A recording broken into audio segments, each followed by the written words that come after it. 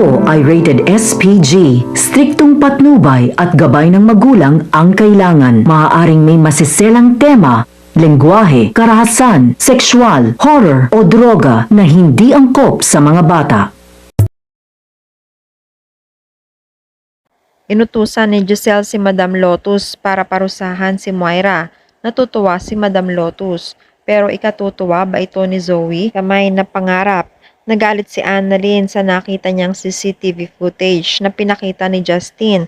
Pakiramdam niya magkakakilala sina Zoe at Dax.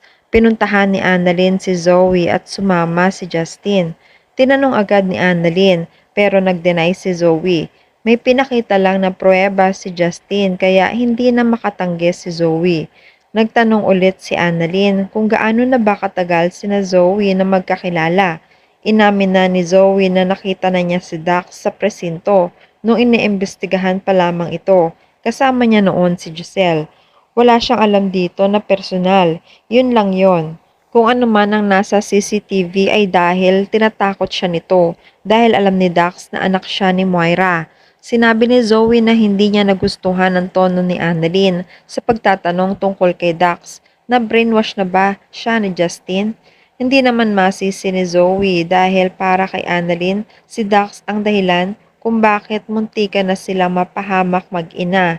Binanggit ni Justin na buti walang audio ang CCTV kundi malalaman nila kung ano talaga ang pinag-uusapan nilang dalawa ni Dax. Makakalusot nga si Zoe ngayon pero kapag gumising na si Dax, lagot na siya. Si Zoe nang susunod na makukulong. Nainis si Zoe, sinabihan niyang chismosa si Justin. Umalis na rin siya agad. Samantala dinalaw ni Lynette, Giselle at Susan si Moira sa kulungan. Hindi ito inaasahan ni Moira.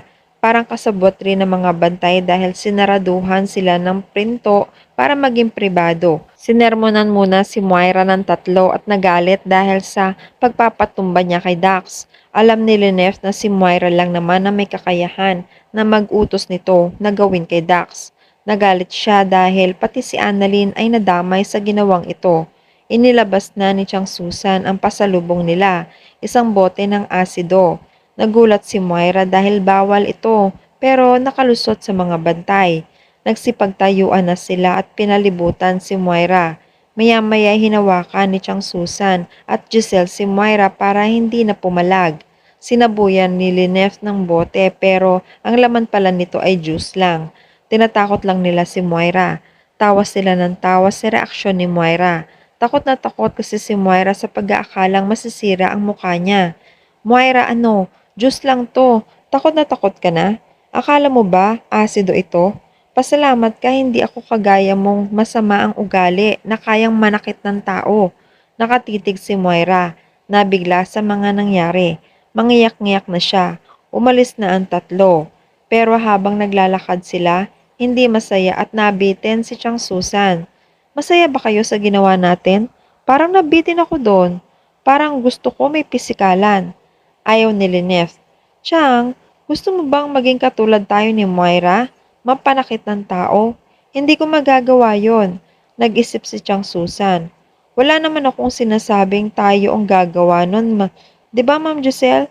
Pwede mo ba tawagan yung close natin, Jang Kakosa? Biglang naalala ni Giselle si Madam Lotus. Oo nga, Aling Sue. That's a great idea. Hindi na mababahiran o madudungisan ang palad natin, pero makakaganti naman tayo. Sige nga po, Aling Sue, tatawag na ako kay Madam Lotus. Tinawagan na nga si Madam Lotus. Hello, Madam. Gusto kong turuan mo ng leksyon niyang Moirang yan. Papadala ko sa iyo ang pera kaagad. Ang saya-saya naman ni Madam Lotus sa kabilang linya. Mabilis siyang nakaisip ng challenge kay Moira. Mabilis na gumawa si Madam Lotus. Nag-utos siya na magkakaroon sila ng meeting para sa palaro at sorpresa para kay Moira. Inutusan niya ang mga tao niya na sundin si Moira sa selda at dalhin na sa palaruan nila para itali.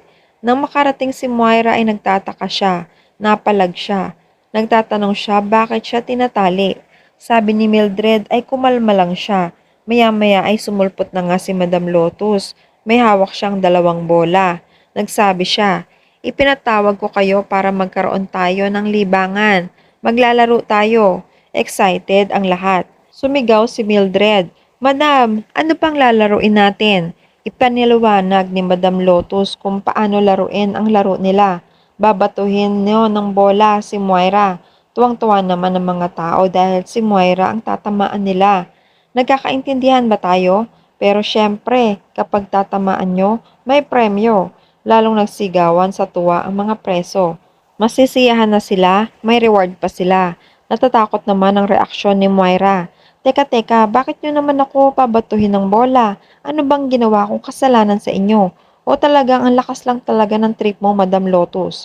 Napapangiti si Madam Lotus. Sumigaw na siya para mag-umpisa na ang laro. Nagsimula na nga sila. Isa-isa na silang ng bato ng bola. Walang nagawa si Moira kundi ang tanggapin ng tama niya. Kahit sumigaw pa siya, wala namang tumutulong sa kanya. Nagkagalo siya sa katawan, lalo na sa mukha. May mga pasa rin siya. Maya-maya dumalaw rin si Zoe sa kulungan. Wala siyang alam na pinahihirapan na pala ang mami niya. Nagsabi na siya sa gwardya ng kulungan na dadalawin niya ang mami niya. Maya-maya ay sumalubong si Giselle. Binati siya nito. Nagtataka si Zoe kung ano na naman ba ang ginagawa rito ng tita Giselle niya. Sagot ni Giselle, may aso lang naman kaming gustong parusahan. Alam agad ni Zoe na mami niya ang tinutukoy ni Giselle. Natatakot siya para sa mami niya.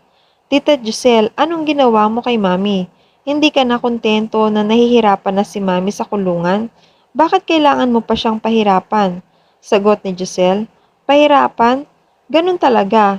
Yun nga, nahihirapan siya, nakakaisip pa siya ng paraan para makagawa ng masama. Pahirapan pa para hindi na siya makapambiktima. Tama yon para hindi na nga siya makagawa ng masama sa labas. Malaman ko lang na may tumutulong sa kanya. Ewan ko na lang. Umalma si Zoe. Tita Giselle, eto na naman tayo. Ilang beses kong sasabihin sa iyo na hindi ko magagawa ang mga iniisip nyo. Hindi ko hahayaan na maging kagaya sa mami ko. Tinitigan ni Giselle si Zoe na may halong pang-iinsulto. Mula ulo hanggang paa. Hindi ako naniniwala sa iyo. Pero sige, dahil sa oras na malaman kong tinutulungan mo si Moira, makakasama ka rin ng mami mo dito sa loob. Hinahanap ulit ni Zoe ang mami niya. Napapangiti si Giselle, pero natatakot si Zoe. Anong ginawa niyo kay mami? Wala siyang kaalam-alam na kasalukuyang binabato na pala si Moira ng bola ng mga preso. Pagkatapos maglaro ng mga preso, balik selda na ulit si Moira. Pagod na pagod at mas dumami pa ang sugat at pasa. Tinutulungan siya ng babaeng relihiyosa. Nililinis niya ang sugat ni Moira. Nagsusumbong naman si Moira sa kanya. Sa oras na makalabas siya rito, siya naman ang maglalaro kina Giselle at Lines. Mas matindi pa ang gagawin niya. Inawat siya ng babae dahil masama yon. Ipagdarasal na lang nila. Sabi pa niya, kapag binato ka ng bato, batuhin mo ng tinapay. Sabi ni Moira, hindi. Bola ang ibinato nila sa akin. Kapag binato ka ng bato, batuhin mo rin sila ng bolang gawa sa semento na may tinik para siguradong masasaktan sila at sasapukin ko rin ang mga ulo nila. Hindi makapaniwala si Moira sa mga nangyayari sa kanya. Gusto pa rin niya makapaghiganti. At yan ang mga pakakaabangan natin sa abot kamay na pangarap. Please like this video and please subscribe to my channel. Please hit the notification bell for more updates.